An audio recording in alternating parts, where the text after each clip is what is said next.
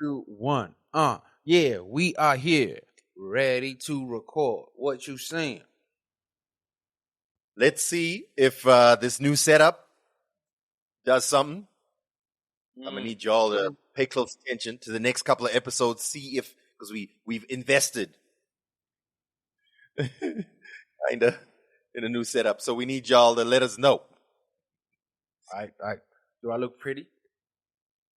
It's a little blurry on my end, but hopefully this platform says that everything is going to be great and lovely and wonderful.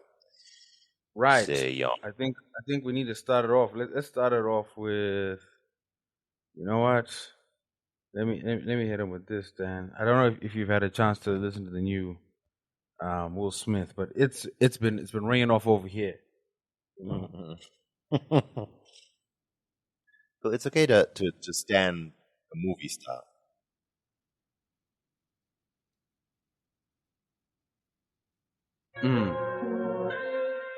Oh, also, there's actually a Zim hip hop cat I came across recently. Back on my journey, I'm taking my chances, searching and questioning, looking for answers, hoping this medicine heal all the damage. My inner child keep throwing a tantrum. Why does my ego keep holding me ransom? Why does my fear control me at random? Life can get ugly, but fucking I'm handsome. I'm about to face all this shit I've been running from. You might relate to the places I'm coming from. I've been through trauma I thought I'd recover from. I got regrets. You heard about some of them. This is gonna make my heart bang like a rubber drum. I will not sugarcoat this stuff with bubble gum. Going through troubles. I hate what the trouble done. I hate to be the thing that people suffer from. You cannot replicate me, I'm a one-on-one. You are not one of them. Damn, if I died and there won't be another one. What am I? Yeah, cool, I suppose it's fine. Why are you so negative? Why are you such a negative Nancy? I mean, cool, I guess. Cool stuff, Very nice. Talk about stuff. Yeah. How's your week been, Phil? It's been hectic, man. Just busy. Also, just really tired. But I'm doing okay, man. I'm doing okay. How you been? Yeah, good. Look, things be busy. Listen, I got exclusive news. If you're a listener to this podcast, you get this exclusive news. The company that I work for, AB Communications, of which ZFM Stereo is a part, officially has a new top dog. We got a new managing director. Came in this week. Who that is? His name's Jeremiah Munembe. It hasn't officially been announced to the public yet, so this is an exclusive. And I, to be honest, I only feel comfortable telling y'all because I'm pretty sure the announcement will be done in the next day or 2 or 3. If not, then whoops. I missed, sorry, boss. Did you say the name? Your internet blocked out. Who you say that was? Sorry, boss. It doesn't matter. I'm just making an announcement. The point of me saying this is that obviously, news. His name's Jeremiah Munembe. Okay. Import or locally based? No, import. He's a former telecoms executive. No, I mean, was he based in Zim or he was out of the country? That is a good. He's mostly been based in Zim, but I don't know if recently he's been out of the country. To be honest, I don't know. We've only just done first meetings and debriefs, and so it's been a busy week at work. Yeah, it's been a busy week. It's been a busy week. So we're actually recording on a different day again. So it's good for us. It's good that we have this flexibility, Phil. Yoga. Hello. So look, let's get into it. Let's make sure we got the right energy going, and to do that, the song I was looking for is not on streaming. Guys, come on, man! I'm trying to support ZimX, but they're not doing what they need to do. Anyway, here it is. Let me play this right there. I want to hear what you think about this. I like the vibe of this. I actually like the way he's running his promo. It's quite smart. Let me see if you feel this. SoundCloud. Alright. Go ahead, emotion on this one. Yes. Uzithola seyisikhala isibize Sandi mali kakhulu sathengisa amazwe asikuqala ukungena ethangi but ufuna unemali yinilo bathi phaka ngathi ushela abantu I'm like esihamba left and easy thina sihamba labahamba senza noma yini for imali kuvele kuhlangana onye ubaba ubona ngathi uke waqeda salad I'm like esihamba left and easy thina sihamba labahamba senza noma yini for imali kuvele kuhlangana onye ubaba ubona ngathi uke waqeda salad singabaphanda Lord is my witness Lord imali isikhwama siqumbe ngathi umkhaba ka witness lana kusezesa ngoba mphethe uget imusithi khansili idolobho nephepha siyasenza amagido use yes of course athina mali but What you thinking? Yeah, it's kind of vibey. I like that. It sounds gritty. It sounds hard. That's Breeza Clive Beats with the song called Mzimbe Zekasi right here on 2BZ FM. Let us know if you like it. Don't forget to call in 498-254 and 4982 4986. We have to be a little bit conscious of which music we play on the podcast from now on. F that, bruh. Anything flies. All I'll say is, if you guys want to consume our podcast, and you know what, this might work against me sometimes, but Spotify is not a great platform for podcasts. So I know it's very convenient to have all your music and podcasts in one place, but for podcast creators, it's a terrible platform. I don't understand how Spotify has become worse than YouTube. So, listeners, at this point, you've probably heard some muffled garbling that you didn't. It was probably just like, I don't know what happened there. I guess something was trying to protect a future bag or something. I don't really know what could potentially have caused that problem. But anyway, let's actually get the podcast started the way that we do by burning down some trees. Everybody gather round. Two broke Twimbos in the town. Listen close to the sound. I need that guy and feel charged. Baby, bring in the fun. Whoa! With your podcast vibes, we not stop till the morning sun. Every episode got me laughing. Can't control my smile. Talking about the latest news with the unique style. Spreading good vibes, keeping it real and entertaining. They on the rise. Two broke Twimbos. Bring the heat to the floor. Everybody get guy and feel charged in control. We gonna keep moving to the podcast floor. Oh yeah. We gonna keep moving to the podcast floor. Oh yeah, oh yeah, oh yeah. Ladies and gentlemen, boys and girls, welcome to another episode of Two Broke Twimbos. We're very excited to be here. It's a different day. Different opportunity to link up. New platforms. To hustle, you know what I mean? We got to get that money up. We got to get that grind on. You know what I mean? Life is the game. The money's how you keep score. We got to ask ourselves, do we need $150 to record an episode? Like, I think, do we have the appropriate licensing for playing music on this podcast? Good question. Good question. Also, I don't think anyone can answer that at the moment, Philip. I don't think anyone can answer that at the moment. What do we do? But before we get into it, Phil, are you Good to go. Eh? Are you Good to go. Sound a big thing now. Get mad now.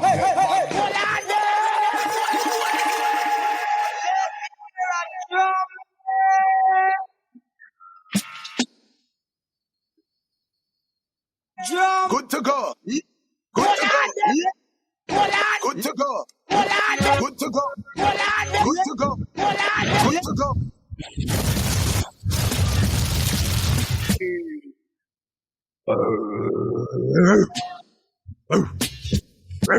Yeah, welcome to another episode of your favorite podcast. This is Two Broke Twimbos. My name is Danny, that guy, aka Denny, aka Denford Wigumaraini, aka Denimbi, my life, your entertainment, aka I'm done with these streets. Bring us more tariffs. Bring the tariffs. Yeah. AKA I'm done with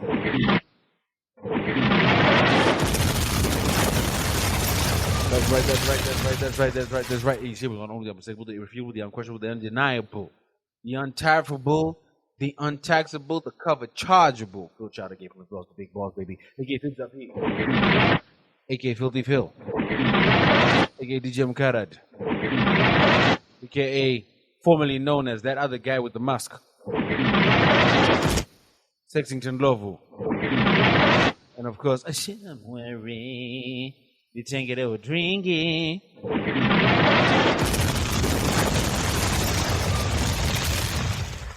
Welcome, ladies and gentlemen, to another episode of Two Broke Twimbos. This is going to be a short one. By necessity. But let's get into it. Right? Let's start. I'm going to cut this music because our platform seems to be struggling to balance multiple sound sources. However, let me get right into it and tell you about some Africans doing big things around the world. Now, Phil, this week Zimbabwe was twirling around in a shower that seemed, bright and golden because we were celebrating. Wait, Zimbabwe was twirling in a golden shower. We were celebrating a young golden shower. A young lady by the name of Linda Mudzenda. Let me not get too far into it with talking, Phil. Let's listen to it. This is a live episode of Britain's Got Talent. Last week, so not live, sorry. But it's an excerpt from the live episode. Linda has just walked onto the stage. Take it up from. Oh wait, let me cut the other music. All right, Linda has just walked onto the stage, and she is just about to meet the judges. The judges include KSI for some reason, and some important singers whose names I can't remember at the moment. However, you said KSI? Yes, indeed. KSI? This is a celebration. This is a golden celebration. This is what happened. Check it out. Britain's Got Talent last week. Auditions. Hello. You look fantastic. What's your name? My name is Linda. Linda, where are you from? I'm from Zimbabwe, but I've moved to Bedford. How do you earn a living? Is this what you do for your job, or have you got a normal job? I'm a support worker. I work with children who have learning disabilities. Brilliant. At this point, she sheds a tear.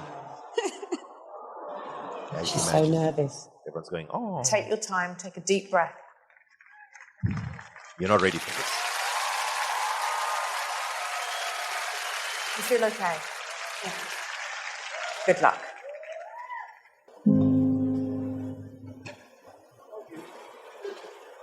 I keep finding voices in my mind to say, Let's go, Linda.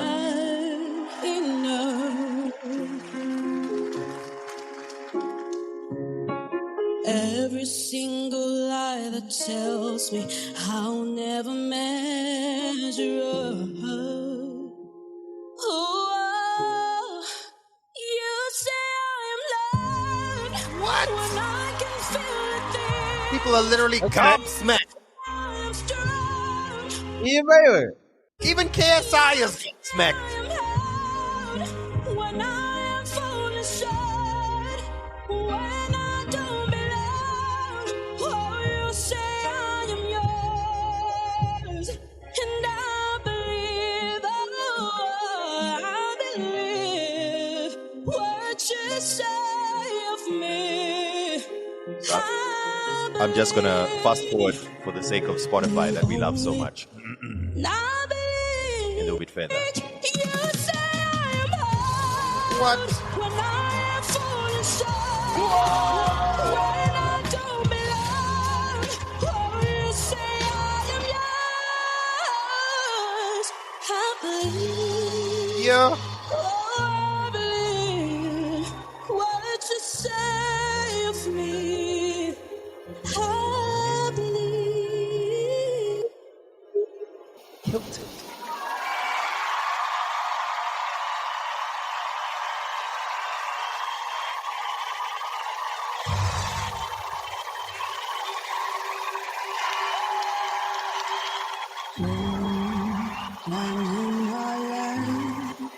So the applause goes on for a while. I'm just gonna move forward a little bit. Never a song like that. I just Phil, don't know just where mute you for a sec. found that, but it was amazing. What an incredible instrument you have at your disposal. You got warmth, you got power, and you got feelings. It was a fantastic performance. You should be proud of yourself. Thank you. Linda, I don't normally get like emotional, but like, I was so touching, man. Like just seeing how beautifully you sang, and it was like I could feel the nerves as you came to the mic, and you just blessed this whole room with your voice, and it was just absolutely incredible. Thank you. Thank you so much.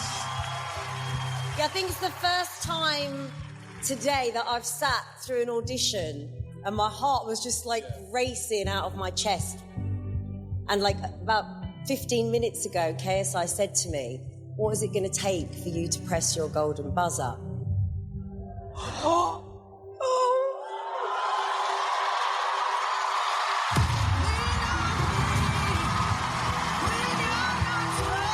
Crikey, she pressed the golden buzzer, didn't she, Danny?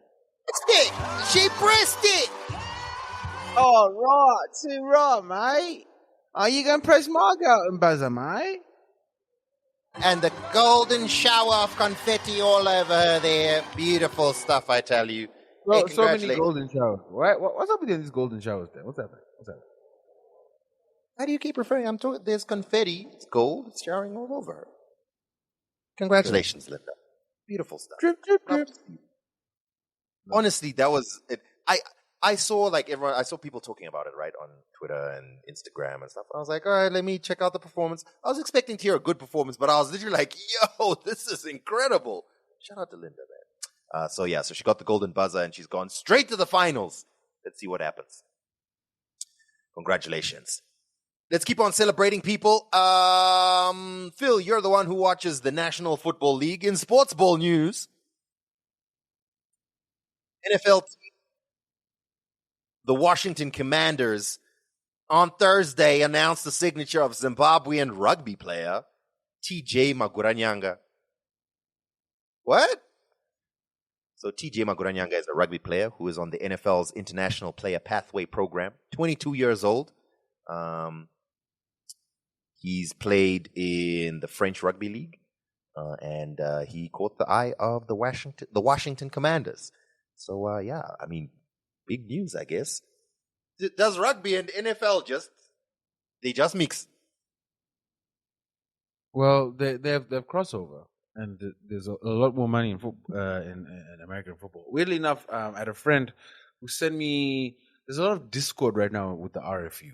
You know, the people feel they're not developing fast enough. They're not changing the rules fast enough. The chairman of the RFU got a massive bonus, which he then came on and defended and said, like, this was tied into our statutes and our regulations pre-COVID, and we operate almost like a corporate body. But they were like, yeah, if you guys are paying yourselves like a corporate entity, you should iterate like a corporate entity.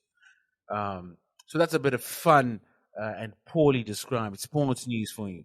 But all that to say, if I was a talented and skilled rugby player, I'd be trying to find ways to play American football. But however, it's very skilled. I mean, American football is very niche in its skill set. So kickers, there is crossover. So if you're a good fly half and you're able to score long penalty 3-pointers, you've got a good future for you in the NFL. If you're prop, tricky. I think maybe a good eighth man, a good lock, maybe a good winger. There's a bit of crossover into the NFL. And it seems defensive end with our latest player. A defensive end is the guy that tackles the quarterback. So the standard stereotypical statement by people from rugby nations is that rugby's for real men. And, you know, NFL, y'all are wearing helmets and padding and hazmat suits. So listen, yeah, y'all can play your little pansy sports. I mean, I wouldn't know. How would you comment on such statements, Phil? People are stupid, and they say stupid. Has TJ started playing a softer sport? Is he going to go easy on his ACL? Protect his shins? It's actually worse. I think there's differences in football and rugby, definitely. They're both very brutal. They're both very violent. The set of injuries is slightly different, but it's still, dude, you still have massive men hitting each other at incredible speed. I don't care what type of sport it is. It can even be happening on the street. It's still going to hurt. So yeah, those are some Africans we're celebrating, specifically Zimbabwean. So that was pretty cool. Last week, Phil, we updated everyone on what's going on with ZIMURA and the National Arts Council. Is that when you go first? I mean, we're just following up on previous discussions, and it's just an opportunity. It's been a roller coaster. It's been a roller coaster. I've got the timeline here, Dan. I caught whiplash trying to keep up with these updates. So, after we grilled Henry and had him in the ringer, you know what I mean? ZIMURA on the back foot, if you recall. And then the National Arts Council last week came out and said, we've spoken to these guys. We're looking forward to having more consultative meetings and finding an amicable solution, working together. Kubatana, a music industry and a government body working together for the benefit of who, Dan? The artists and ultimately the people of Zimbabwe.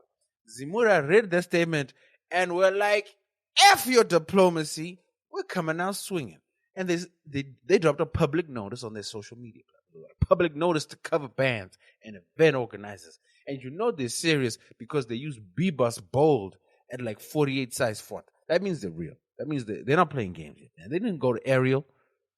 You know what I mean? They didn't go to Comic Sans like some government bodies. They were like, we're going with B-Bus. Then my problem is that you know more fonts than Times New Roman and Arial. That's a problem. That you need to step outside and touch grass. So no, someone who runs an advertising agency knows fonts. Oh, anyway, let me get into the difference between sans serif. Do you know what kerning means, Dan? You're getting some kerning. Kerning is one of my favorite topics. Anyway, back to this. The Zimbabwe Music Rights Association reminds all cover bands and event organizers that performing copyrighted music without valid license is a violation of the Copyright and Neighboring Acts, Chapter 2605. Effective immediately, all performers, organizers must obtain the necessary licenses before staging any events featuring protected musical works. To ensure compliance, ZIMURA, in collaboration with law enforcement agencies, will be conducting nationwide monitoring. Legal action will be taken against any individuals or entities found in violation of copyright regulators. We urge all stakeholders to fulfill there, guys, just letting you know, their licensing obligations to support the rights of music creators and maintain legal compliance. For licensing inquiries and national procedures, please contact ZIMURA. Not to be outdone, 31st of March, day later, National Arts Council came out. The National Arts Council of Zimbabwe takes note of communications published by ZIMURA on their Facebook platform on Friday, 28 March. This seems to have been a follow-up to a letter that circulated on social media in early March, dated 25 February, that addressed an alleged restaurant, directing the restaurant to ensure that every band that plays in the establishment should have a valid ZIMURA license that costs $150 per event. The drastic increase in tariff from $50 per year to $150 per event caused widespread panic among venue owners, and many bands lost their bookings as venues sought to comply immediately. After receiving letters of complaint from our members, the National Arts Council convened a stakeholder meeting on 21 March, attended by ZIMURA, various owners of copyrights, and several users of copyrights.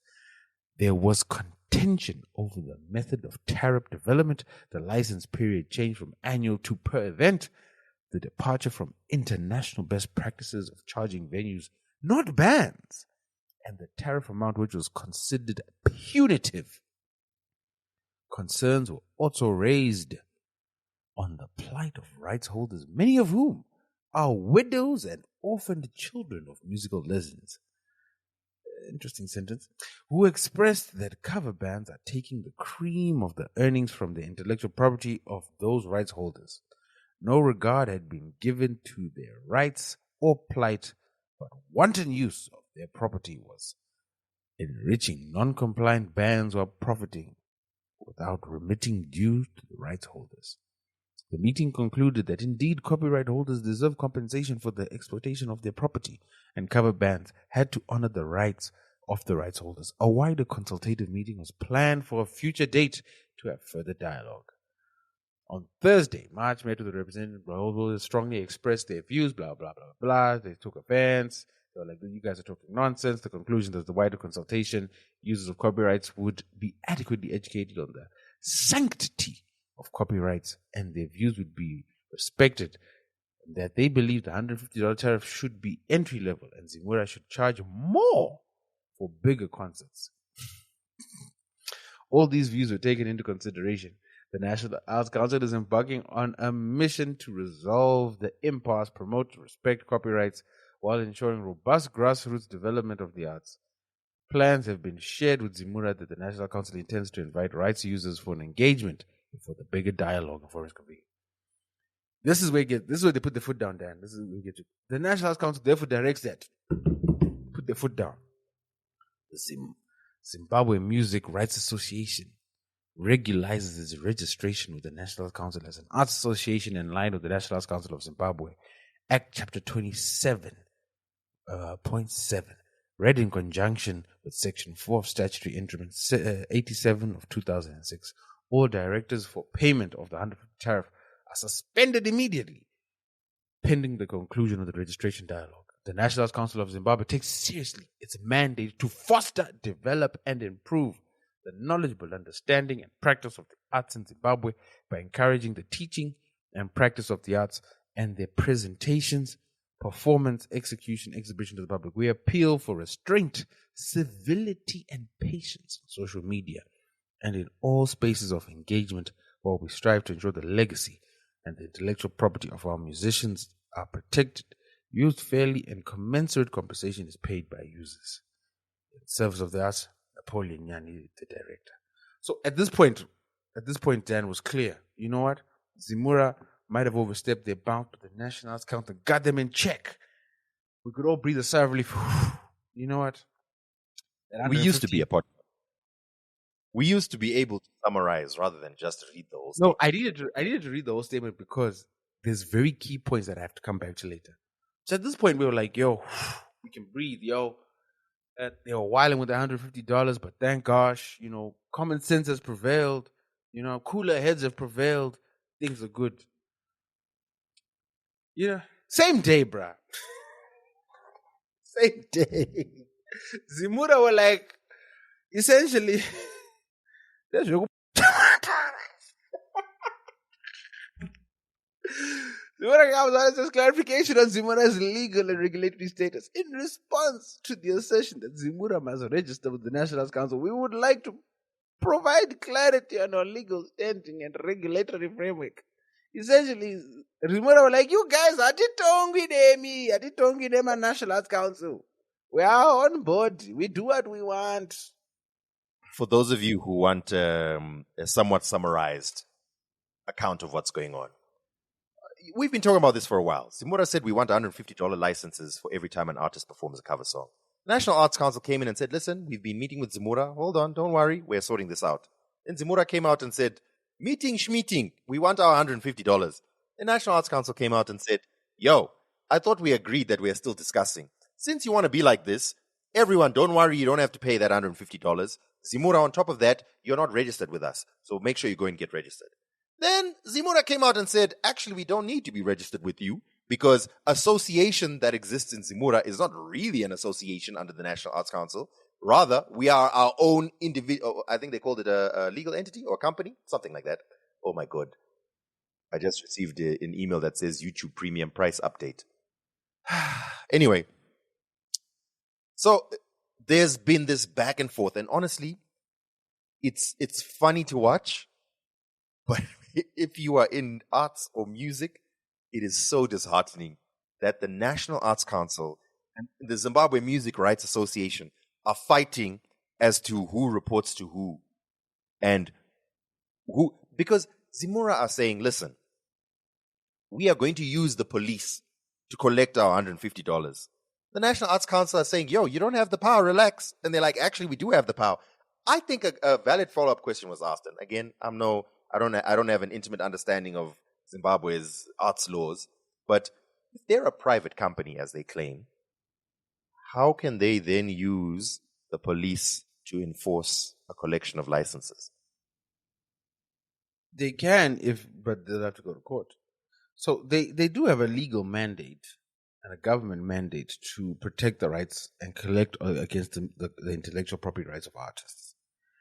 The issue Correct, but here, do they unilaterally then announce license fees or fees? They unilaterally is not the way. They can do so with the agreement of the board members. So, but they're supposed to bring in all stakeholders, and in this instance, all stakeholders would be all members of ZIMURA, at the very least, all members of ZIMURA. Sometimes what would happen is, as a shortcut, and I think this is where also National Arts Council thought they might have had a mandate over ZIMURA, is when you're now bringing in stakeholders, you approach associations that already have a database of interested parties. One of those main interested parties would be the National Arts Council. So you'd go to them and say, hey guys, who are your registered event promoters, for example? And then those guys would then help form the research group for you guys to better understand what are the needs for promoters in the country, what are the needs for artists in the country, etc., etc. The same thing with radio. I'm assuming, and I would hope, whenever they're discussing licensing fees, you are called in, or ZIMURA contacts you and says, hey guys, this year we're trying to increase revenue for royalties. Last year we collected X amount. This year we need X amount. You guys have this much market share. So we're trying to say that maybe this figure is compensatory to that, and then there's a discussion around it. As opposed to them just coming to you and saying, you know what, ZFM, you guys are the biggest station in the country, to pay 2 million. Ayo, to that 2 million yedu. I can provide a little bit of clarity on those negotiations. I just have never been part of them. But from what I've been told, the negotiations that happened between ZIMURA and not just our station, but other radio stations in the country, was basically, there was a sit down, there was a discussion about revenue and average revenue per month, average revenue per year, and there was an agreement on what is a fair percentage of revenue on specific things. So, for example, revenue that's outside radio play, but maybe the radio station does events or whatever would be excluded out of this. So that's one model. Another model was per play. So some radio stations in the country have a per play model. Other radio stations have a revenue, or rather percentage of revenue. And I think those are the two main sort of models that are used to calculate revenue. So that's done it's not done in a public forum or with a group. It's an individual negotiation that happens between ZIMURA, who are negotiating on behalf of artists. And then they sit with the radio stations. They say, okay, so, show us your revenues. This is what we're proposing. Then the radio station says, it's too much or it's too little. We should actually be paying our artists more because we love them so much. And ZIMURA says, no, don't give us so much money because then we don't know what to do with it. And then and then eventually they come to a conclusion, an agreement, and then a contract is signed. ZIMURA says, don't give us so much money. I'm just hypothetically, you know what I'm saying? I don't know. I wasn't in the room, but hypothetically, whichever way the negotiation goes. It's an interesting hypothetical, but okay. Anyway, so here's an interesting. I'm not going to mention any names, but Phil, you will know based on who we were hanging out with recently. But there was an artist, an A-list artist, who has had #1 hits on radio.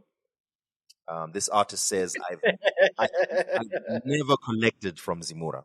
Never collected. However, I've been registered for 10 years. Anyway, I finally got an email that told me, come and collect because we have your money ready. And I went to go collect, and it was $200.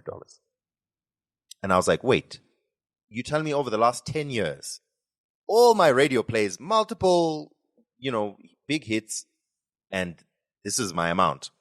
And then I was like, listen, you need a bit more information. Like, ask them for a statement or an audit or something that will let you know, like, is this for a particular period?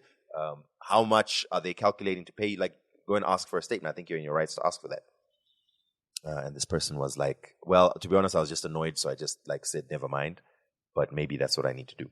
So there's also a bit of a caveat which I didn't want to get into at the time. Is if you have been making music, and this is for all artists, if you're an artist, if you have been making music and releasing music commercially for 10 years, and you have been distributing that money for 10 years, and you don't have a publisher, and you're not a member of a CMO, which is a collective management organization, or a PRO, performance rights organization, and you have not collected any revenue or you have not registered with them, every 3 years you lose your money.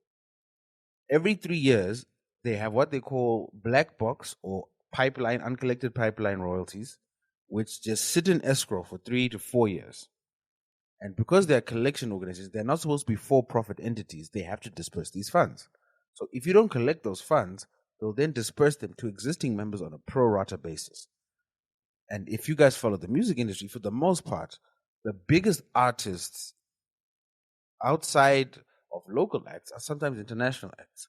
So if you have not collected your royalties from any CMO or PRO for a 3 to 4 year window, you have paid to help Drake sue Universal Music. You have helped pay for Justin Bieber to buy his wife a brand new car. You have helped pay for Maporisa to get some new clothes. All the big artists who are members of the CMOs globally get pro rata payouts regionally, locally, and internationally. So, sadly, because she has not collected for 10 years, she's only collecting for the last 3 years. The first 7 years already. You know? Sorry, I shouldn't have gendered them. Yeah. Is ZIMURA is a CMO, so I don't think if you are a member of a CMO, it's not like you go every few months and say, hey, just checking if you have my money. Normally what you would expect to happen is the CMO to reach out to you and let you know that your money is ready. Even that is not how it's supposed to work. You should become a member. They will then let you know these are our payment windows. So we pay out every June. And if you're lucky enough where they'll have a live dashboard, you can literally log in and see these are how my songs are doing, or at the very least, these are the works registered that they're collecting against. And then you should also be building your database. So you should be able to submit to them and say, hey guys, my song was played on BBC Radio. Are you guys tracking for that? Here's proof that it was paid on BBC Radio. Because that's a big payout. My song has been getting played here, here, here. These are the set lists from all the performances I've done locally and internationally. Here's the dates, here's the set lists. Please make sure you go to those other collective management organizations and collect for me. Because if you are touring, you will also get double paid. Fun fact, guys. You'll get paid by the promoter, but you'll also get paid because your songs are being performed publicly in other regions. Yeah. So look, ultimately, right now, this fight that's going on between ZIMURA National Arts Council is insane. I also am aware that there's people in government offices, and I don't know directly which ministry oversees this. I would assume it's the Ministry of Arts, Sports and Culture, but from what I was hearing, there's other ministries as well that also have a hand in this, that felt that you are failing to understand ZIMURA. And I was like, there's a lot going on here. So we will be keeping a close eye. Clarify the statement. When you say people in government are saying you're failing to understand ZIMURA, what do you mean? Please clarify. So I don't want to clarify too much because number one, it's unverified. It's someone who was telling me, and number two, I don't want to mention names because it's people that I have to work with. But they are, from what was being discussed, within government institutions outside of the National Arts Council, there's a feeling that, no, these guys are doing the right thing. They're charging licenses so that they can pay artists. Stop trying to block them. So, yeah. So, I mean, when I hear more information and I can verify it and I can actually identify exactly what is being said, I can provide more. But for now, I was just hearing that. was a feeling a little disheartening because I was like, wait, but do the people actually understand the dynamics and the nuances? The people being which people? The public or the people in policymakers? Because you see, we can talk about how it's supposed to happen, but if, let's, for example, say ZIMURA put their foot down and say, we don't care what you say, National Arts Council, we are 100% going ahead with this. ZIMURA has board members. Some of those board members are in powerful places. Some of them are well-loved publicly. Some of them have influence. If ZIMURA puts their foot down and says, we don't care what you say, National Arts Council, if you don't pay this $150 license fee, you are going to jail. And they have enough influence within government offices, that's what's going to happen. Regardless of whether you say, no, but National Arts Council is right or not, or vice versa. If National Arts Council has certain influential places where they are, and they say, no, this is nonsense, then ZIMURA won't be able to go ahead. So I don't think much will be placed on the merits of each side's argument. It's going to be based on who's got the influence. It will to a certain degree, and then it's gonna how do I put it? So ZIMURA does not operate in Ireland. ZIMURA also operates as part of members of the CSAC, and to a certain degree IFPI, because they're a composite CMO. So eventually they're going to have to report to these bodies, and this is going to be a tough thing to justify. It's also not enforceable. It's also nonsensical. The damage this is going to cause to the live industry is going to be felt by the very artists these people claim to be protecting. And when those artists now realize, wait a minute, I'm not getting booked no more. Or here's a perfect example. And this is part of the discussion that came up yesterday. So we went out to a jazz, to Maramara, supporting Gemma. Shout out to her in Kona. And I took some people there and we're explaining just the dynamics of music. And one of the things I wanted to get into that I didn't really was the more expensive it becomes to entertain people, the lower the quality of the entertainment becomes. So ideally, if I'm doing a jazz night, for example, I'm going to go all out, Roaring 20s, Great Gatsby, full band, like if money wasn't an object, I would do something like that. But because of prohibitive costing, you reduce it. So maybe you go down to a 6-piece band, maybe a 4-piece band. Eventually, you'll go down to a 1-piece band because you're like, I can't afford this. Now, that's just because of revenue coming in as a restaurant owner, because of the economy. Now, it's also because of how much I have to pay this band to make sure they deliver quality work. Because paying a band doesn't just guarantee them pitching up.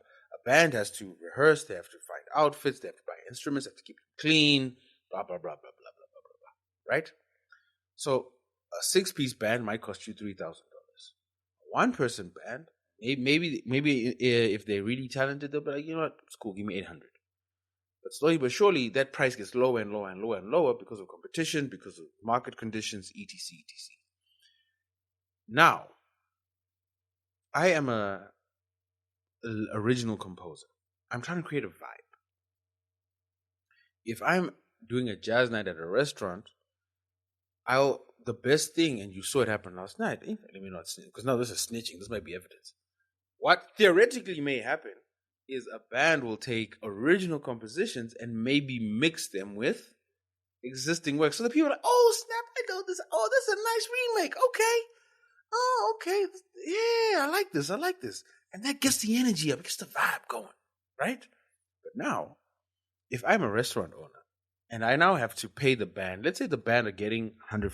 So let's say the saxophone player, $150 for the night. And now I still have to pay another $150 for this cover license, whether the jazz player or I am paying it as a restaurant owner. That's $300. I'm going to look at it and I'm like, you know what? Let me just get a DJ. I can get a DJ for $100, $50. You're on mute, Dan. You're on mute. Let me play a YouTube mix.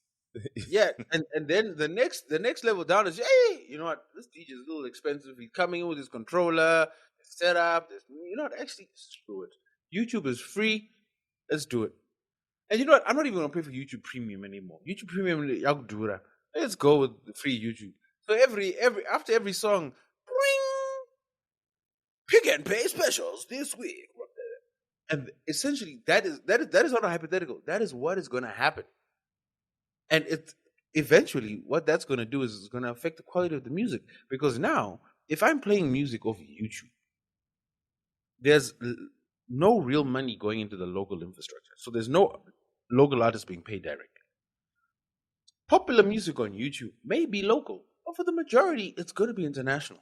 Especially if it's an algorithmic playlist where YouTube is just playing songs over and over and over again. Eventually, it's going to start switching to international songs, and then it's going to be more Justin Bieber, more Wizkid, more Burna Boy, more whatever than local acts. And then that's going to affect the culture. And that's the thing that people haven't really started thinking about. What does this do to the culture of Zimbabwe? Because nightlife entertainment, excuse me, is how we define a culture in a country. That's what builds. Then you keep muting yourself, and then when you try to talk, you mute it. Just stay off mute. It's okay. I was just making an interjection that wasn't necessary. Please continue. I was saying one of the ways you define a culture, not the only way. But go ahead. But it's a key part, because when tourists come to visit, when people want to understand, when we're building a music scene, you build it via live entertainment, live shows, and that's what defines youth culture. It's what defines entertainment culture. By doing this, long term, they are eradicating that completely. At a time when we were just starting to rebuild it, and rebuilding it against all odds. We've discussed many times on this show how expensive it is to do live events in Zimbabwe, how difficult it is, the hurdles we have to overcome, the situation, like the cost of running a restaurant already. You have expenses that you don't have to consider anywhere else in the world. Well, I guess maybe parts of Africa, but it's things like, I need a generator. That's going to cost me 10K. I need to maintain a generator. I need to get fuel.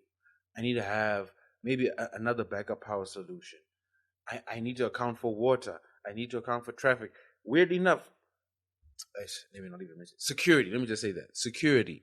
All these other things. And now on top of that, I have to worry about some undercover police officer sitting in at my restaurant and then popping up with the moment they hear a tuku come and play, aha! You're under arrest. It's ridiculous. Like, this is absolute madness. Well, we have been touching on this ZIMURA situation for a while. I think we're quite clear about what our opinions are on it, but it's also interesting to see just how it's playing out in the public.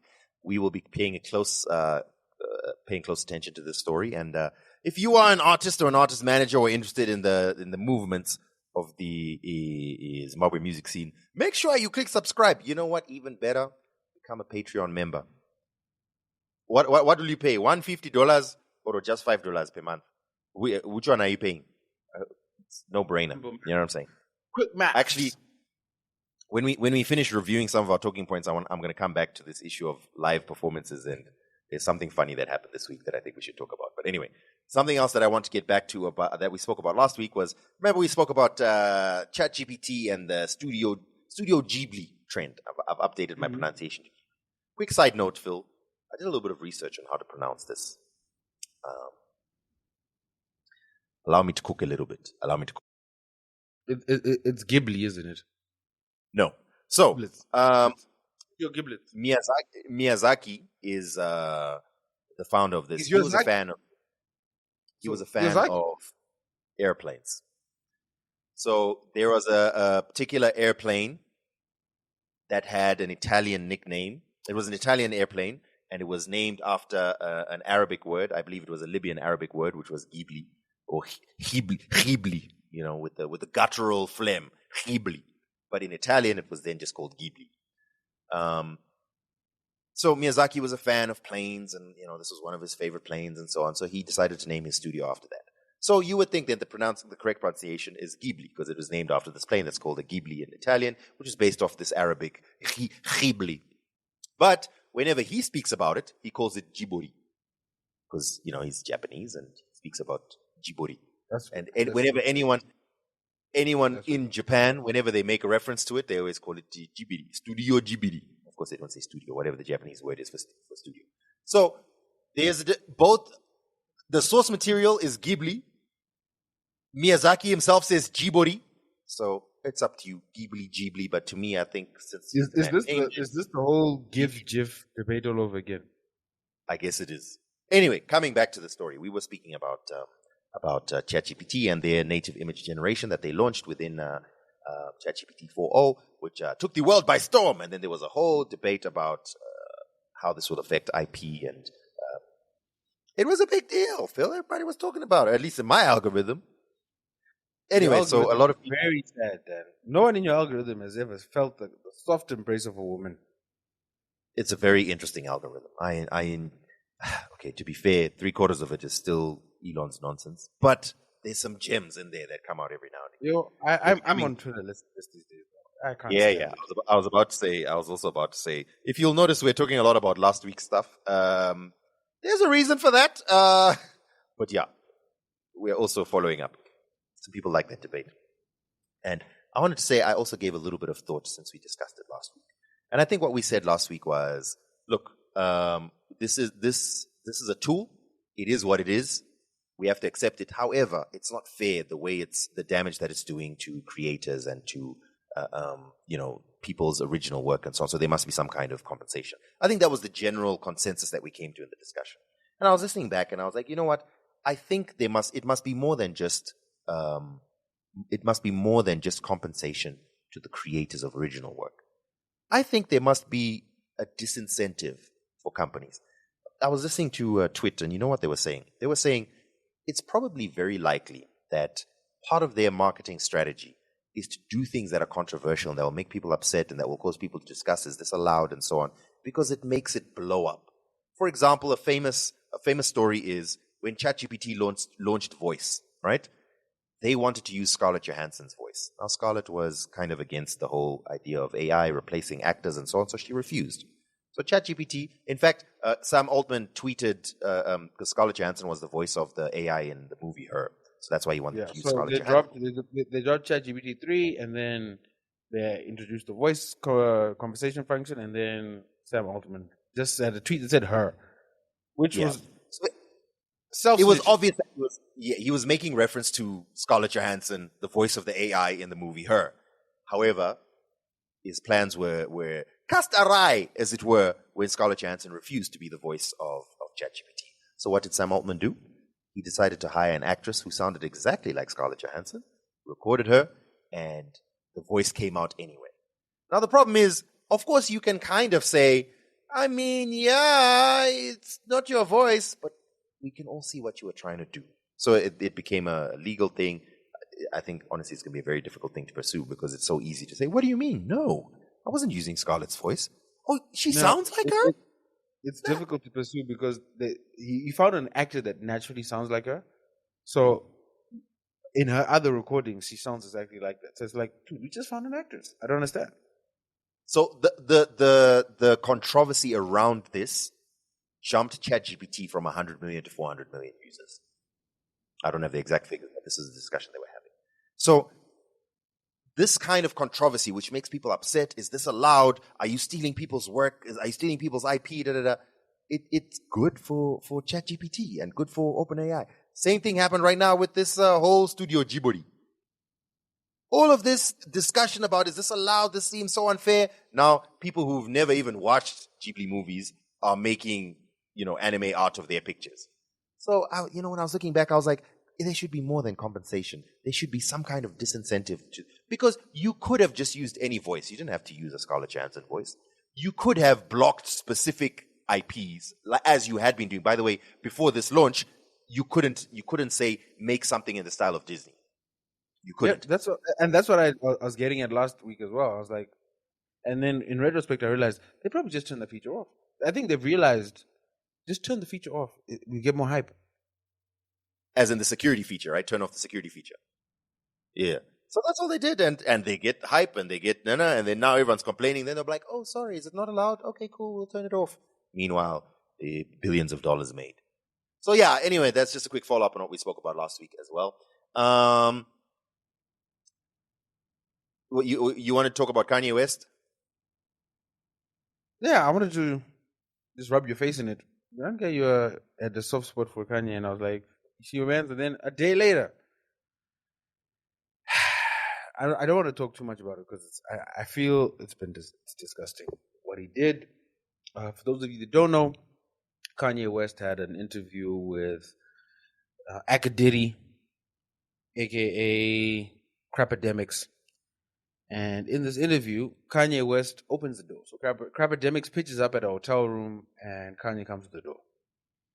And immediately, it's hard to notice, there's two very stark things that Kanye is wearing in the interview. I don't know if you've seen the video, Dan. So, luckily for me, I did not watch the full video. I watched someone else recap the video because there's no way I was giving Cracademics any of my streams. But also because I happened to be on Twitter, I kept seeing videos of it. So in the opening scene, Cracademics gets to the hotel room, opens the door. Kanye is wearing a Sean John shirt. For those of you who don't know, Sean John, popular label started by P. Diddy. Something that we wore fondly in our youth. We didn't know. Excuse us. And then has a blinged out swastika around his neck. Personally, that was me, and I opened the door, and there was a black man with the swastikas around his neck. I would have been like, yo, you know what? Cool. It's like, it boom that bad. But no, it gets worse. Surprisingly, it gets worse. They settle in, they figure out the framing of the shot, whatever. Kanye says, yo, give me a moment, I shall return shortly.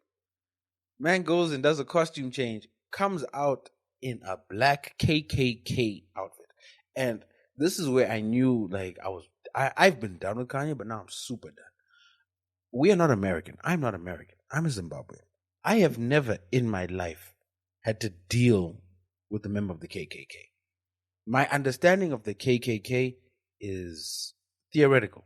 It's from books I've read, documentaries, movies I've watched. I've never physically had to deal with them. But I had such a visceral reaction. Like, it was like a shot to the heart. Literally, I was just like, oh.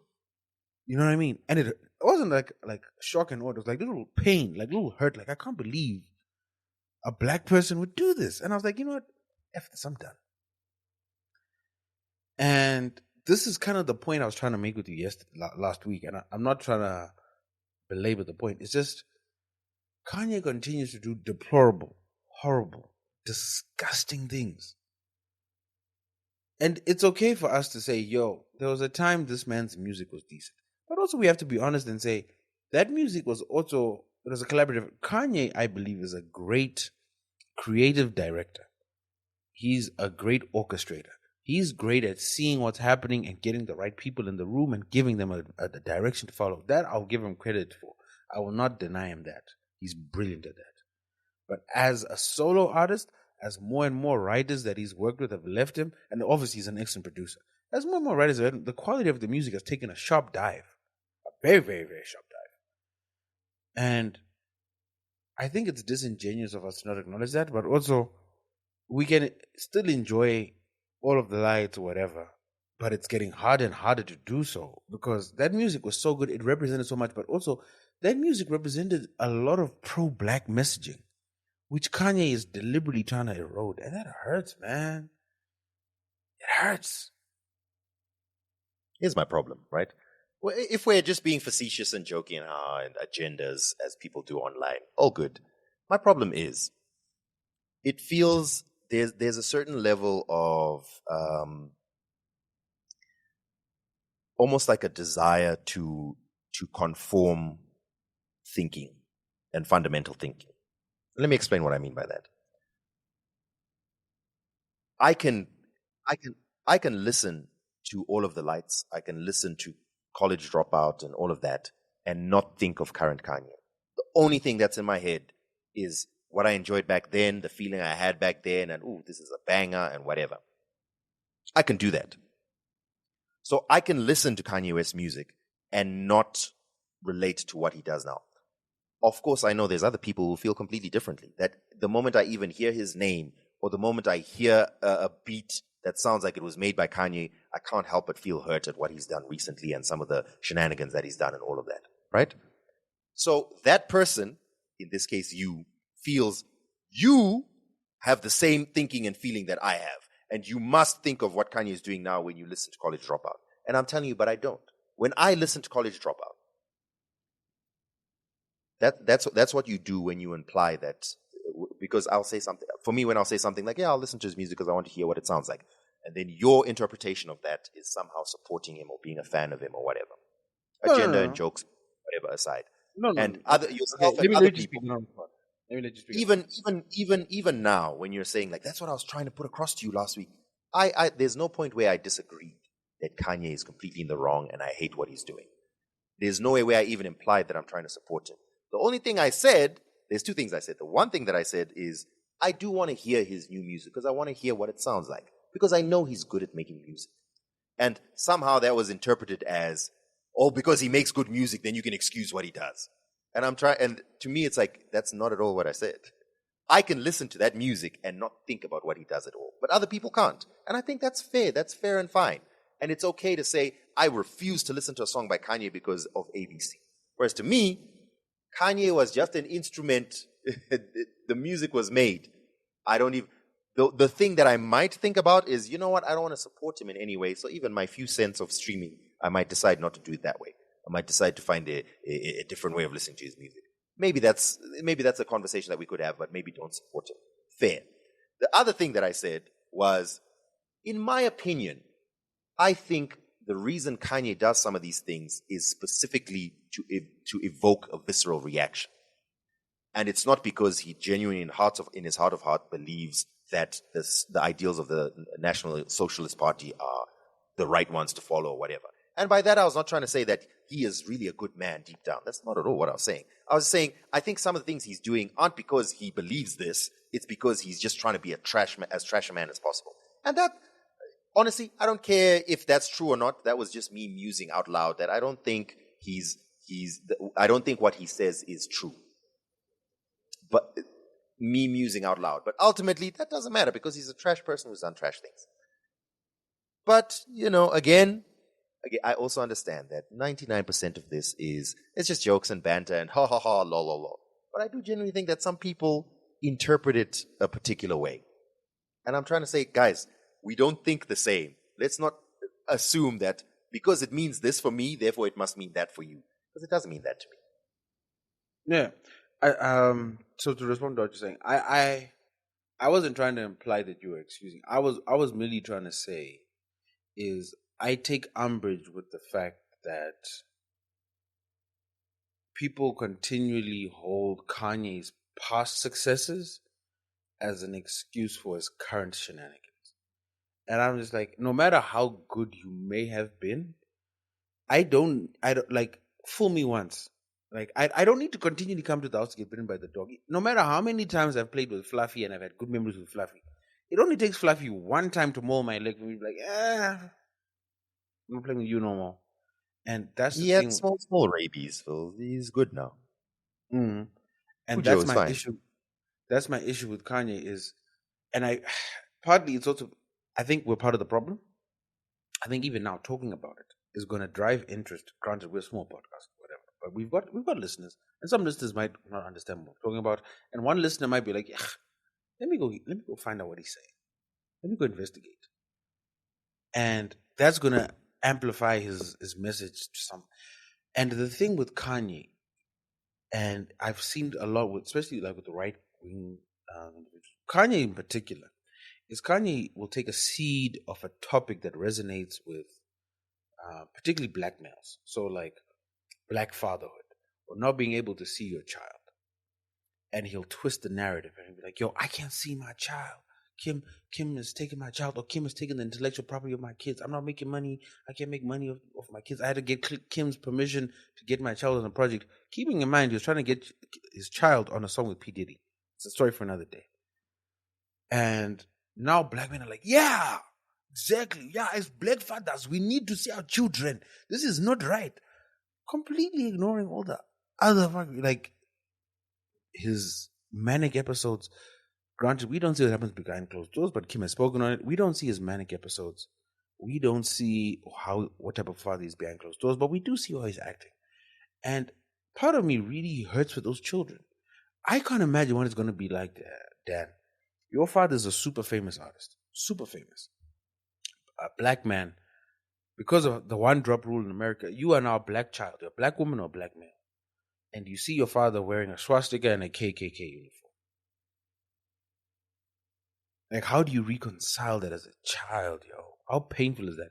And the other thing Kanye is doing that I really, really, really hate, he's desensitizing the masses to seeing swastikas, KKK uniforms. Not just him, but he's part of the movement. And that is incredibly damaging.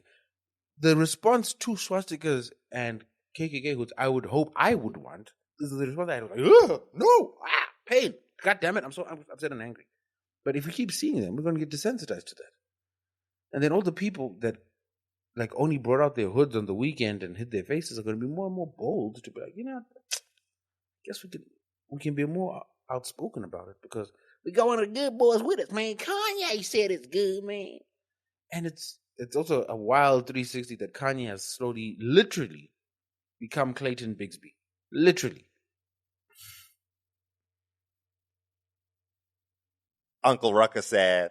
Anyway, I don't disagree with that. And honestly, I think past air quotes brilliance or genius, and I will push back. Phil, that 3-album run was amazing. Whether it was that he got the writers in the room or whether he did whatever. But I'm not discrediting. I'm saying that's an amazing album run. No question, no denying. From college dropout, graduation, late registration, not even that 3, I'll give it 5. Even my Dark Twisted Fantasy, 808 and Heartbreak, that run was probably one of the best runs we've seen in hip hop, period. Without a shadow of doubt. And keeping in mind, giving everyone hits upon hits upon hits as a producer. Incredible stuff. But that still doesn't negate that excuse. Hey, Philip. Obviously, this is going to be edited late, and it's going to have to be. Now I can't just package it. I have to go to all the individual places where you feel. Okay, there we go. 1 hour 7 minutes. I'm writing it down for you so I can edit it. 1 hour. We'll even. I'll do the video.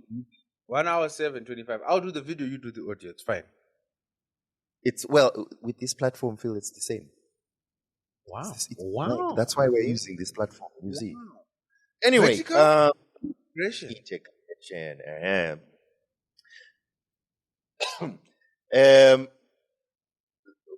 just moving on, there's something I wanted to talk about, Phil. You wanted to shout out to these poor guys whose Spotify has been taken down. Yeah, sorry, guys. if you missed the other podcast, that 6 Foot Weights podcast, they're currently going through it. Eh? Should we call them and get them? Give them a taste. Give them a taste of what it's like that. No, shame. So, one of the reasons wait. We will allow them to express the reason why they're funny. We don't have to do that for them, Philip. What if they want to lie? Have you thought about that? That is true. Anyway, they're experiencing difficulties. So, what we need to do is we need to make a... Wait, hold on. Like, this needs to be one of the social media clips. Hold on. Let's do this right. Hold on. Let me even do the chest spin. I'm doing the chest spin, Dan. Hey there. Are you a listener of 6 Foot Weights? Have you found yourself missing the podcast the past few weeks? Well, we here at 2 Broke Twimbos are here to help. Come to us. We're funnier, we're better looking, and we're more informed. So, forget 6 Foot Weights. Join the 2 Broke Twimbos train. Join now for free $99. And then we'll get like Tabo and Senna to give like an endorsement message in the corner here. Even more important than being funnier, smarter, more informed, we are available. You can actually listen to new episodes of this podcast. And I think that trumps any other availability. So, welcome, listener. Allow us to fill that podcast-shaped void that you are currently feeling in your heart. And there's no need to look back. You're welcome. Yes. Thank you. And for the small price of $10 a month, we will be translating our episodes into Ndebele for your pleasure. It shall be a ChatGPT translation in Scarlett Johansson's voice. But okay, so and now that we've moved to Bulawayo, I want to tell you a really funny story that happened this week. So tell us what happened, Daddies. What happened in Bulawayo? There's been a lot of hype about the upcoming Bulawayo shutdown show. This was supposed to be happening on I believe it's on the Saturday of ZITF. Is this the cigarette show? I don't know about that, but headlining this show include artists like Winky D, Uncle Waffles, ZIMURA, that's the cigarette show. DJ That's the Killer, cigarette item. Nasty C, MT, Enzo, Aishal, Oriano, Bazooka, Killer Team, Zo7, all slated to perform at this huge show. And as you can imagine, much of the country would be in Bulawayo for ZITF. Are we going to ZITF, Phil? Right now, I have no contractual obligations. If you want to sponsor me, because I've tried to go to Bulawayo during ZITF. If you don't book your hotel a year, it's late. It's late. Even if you do, apparently what's been happening is they cancel bookings because they know that you can make so much more money. Anyway, long story short, this huge Bulawayo shutdown show was being advertised to be hosted at Queen's Sports Club. Some people complained, and they were like, "Wait, but Queen's Sports Club is like the only international standard cricket club in Bulawayo. Why would you have a concert there and potentially damage the?" I don't know if that's true or not, but that's what I saw people complaining about. Well, Zimbabwe Cricket stepped forward and they put out a statement. Zimbabwe Cricket has noted with concern the circulation of advertising material falsely claiming that a musical show is scheduled to take place at Queen's Sports Club in Bulawayo on 26 April 2025. As you can imagine, this is what a poor a couple of weeks before this huge show featuring international acts. Zimbabwe Cricket wishes to categorically state that it has not granted the organizers of the said event any consent to hold a concert at Queen's Sports Club, venue of our upcoming test series. Any claims suggesting otherwise are misleading and should be disregarded. As the custodians of the venue, Zimbabwe Cricket's priority remains the game of cricket, and we will not permit the concert or any other non-cricketing events to take place at Queen's Sports Club. Zimbabwe Cricket therefore strongly warns the show organizers to desist from misleading the public with false advertisements. And then it goes on to mention that there's a test series planned against South Africa and New Zealand in June and August at Queen's Sports Club. So, as you can imagine, Phil, this must be very interesting. I haven't seen a follow-up statement from the organizers of the Bulawayo shutdown event. I have an inkling. I know who one of the organizers may be. Do you know who the organizers are? I think I know who one of them is. I have a suspicion, but I don't know for sure. Why? Did you unphone someone? No, but they won't speak on this. It's under contract, but I think I know it is because, as you know, some of these events, especially these branded events, they'll get an existing show promoter who has experience in executing these events, and then just change the name. And I think I know who's executing, so I find this hilarious. It is hilarious. I also feel like, imagine you're the promoter, because probably you would have spoken to someone. And that person would have given you their agreement, and payments might have been made, deposits might have been paid. And then someone else is like, they receive a complaint from their cricket playing son or something, and they're like, who authorized this? Cancel it immediately. Not happening. And just imagine the scrambling you're going to be doing. Aye. Well, it depends. Wait, when is this? It's slated for ZITF is which date? The ZITF starts on the 21st up till the 26th. Okay, I know this is a byproduct of Zimbabwe being so dysfunctional, but that's 3 weeks. 3 weeks to find a new venue is light work. Plenty of time. The problem is, Phil, this kind of thing is you need to make so much money to break even on such a big event. No, but you're not. Unless, this is a brand event. You don't need to make any money. As the show promoter, yes, they're launching cigarettes. That's like that's the thing you keep missing. That I don't know. If you look, I'm not going to mention their name, but look at the flyer, look at the show promotion. They are launching a new brand of cigarettes.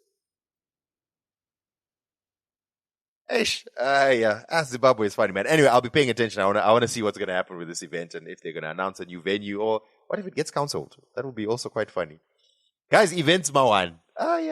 This past week, one of the reasons I'm really tired from this week is because I was emceeing and helping to organize an event. Ma 1,000, guys. Events. Yeah. But, see on your toes where you got to be. But just moving on real quick, Phil, I think we do need to wrap up sometime soon, unless there's something urgent that you want to mention. I think we can. No, I think we've covered a good gamut of topics. We're also testing out our new system here. Make sure it's working. Yeah, man. Shout out to our listeners for holding us down. There's a bunch of. In fact, what I'm going to do is I'm going to start organizing them because we do have a bunch of emails, and I think what we're going to do actually, Dan, is maybe do like a bunch of listener questions, or maybe next week I'll line them up. I'm just trying to also sort through them because some of them are just nonsensical, and then some they need editing. Well, if we're gonna, I want to also refer to something that was discussed in our Patreon group is Jah Praise's UK tour. So just giving a plug to all of y'all in the UK, if you're listening, Jah Praise are going to be in the UK in May. There was some conversation about the ticket prices, but hey, you guys in the first world, y'all do different things when it comes to tickets. So me, I don't know. And also this screenshot I saw here is for a VIP ticket, so I don't know what y'all expecting. But yeah. How much is the VIP ticket then? So this VIP ticket is £158. Early bird VIP ticket for Jah Praise's Wolverhampton show. And people are complaining. I don't think people are complaining. It's just someone posted that, oh, there's this show, and then someone looked at the prices and they were like, yo, and I was like, it's a VIP ticket though, and it's in the UK. How much is it supposed to be? If we were told that there was a event at HICC and Jah Praise was the headliner and VIP tickets were $150, it would sound normal. Yeah, you're right. You're right. He did a regular intimate show where the tickets were $100, not VIP, just regular tickets were $100, sold out. So it's not crazy to me. Although I don't know how much I'd need to be earning for me to feel comfortable paying that, but it's not like it's a crazy amount. So if you're out in the UK, hey, get a ticket. Support you. We can't get free tickets anymore. Can't even holler at a dude and be like, yo, Muku, what's up, dog? We got some listeners in the podcast. Could we get one or two? Sorry, guys, this one we can't give patrons. I don't know. Look, we'll try. Let me try. I mean, if we are sorting issues, if the issues are sorted by that time, you never know. We could we just hit up Jules him. Jules him might not. He might not know the full story. Anyway, boys and girls, thank you so much for listening to another episode. We are trying out a new system, so let's hope this sounds good, but it should definitely look good. So make sure you follow the socials. Two Broke Twimbos on everything. We can even put like the lower thirds now. We can put the lower thirds with the Two Broke Twimbos and everything. You know what we're going to do? Actually, Actually, the video is patrons only for now. So patrons are going to be getting the video, and then we'll for the full video. Okay, yeah, but for clips, Because I don't know if you saw, we blew up on both Instagram and TikTok with our last video. Yeah, I saw even Chief Ben commented and liked the video we were talking about Chief Ben. He even reposted it. So I was like, all right, shout out Chief Ben.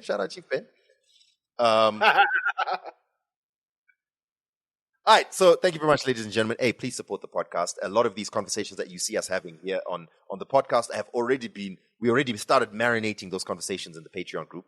So you can go to TrueBrokeTwimbos.com/donate. It's an opportunity for you to join the Patreon subscribers. And one of the perks of being a Patreon subscriber, apart from us giving you some exclusive things, first listen, first look, whatever the case is you also get to join the WhatsApp group where we have these conversations and discuss some of these topics. Yeah, and patrons help us pay for platforms like this. They help us get the equipment. They help us get the videos. They help us pay our producer and other things. So thank you, guys. Yeah.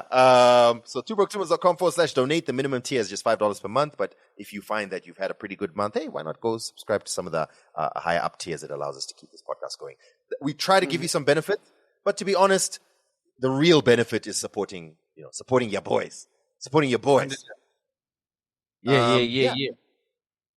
This one's a short one. Don't worry, we'll bless you with a nice, proper, long one soon. A long, girthy one in the upcoming weeks.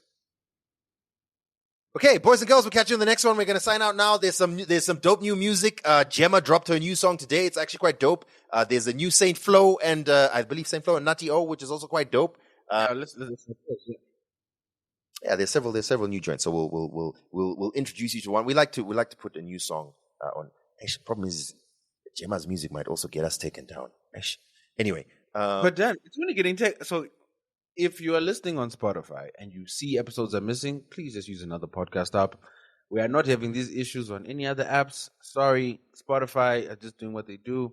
There's YouTube, there's Pocket Cast, the default Apple Podcast app, many other, Overcast, all those apps. Please, if you can, consume our podcast there.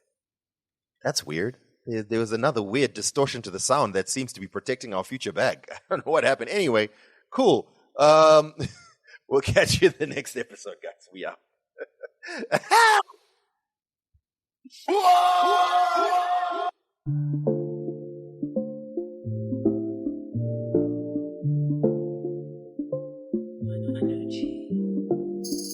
My way. They say it's different 'cause I do it my way. Wanna by the way, I'm walking steady, so don't